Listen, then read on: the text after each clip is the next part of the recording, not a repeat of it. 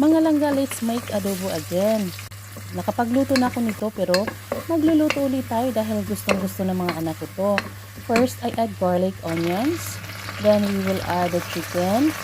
Then mix lang natin mga langga. Then season with salt, pepper, and soy sauce. And add a little vinegar and water para may sabaw naman.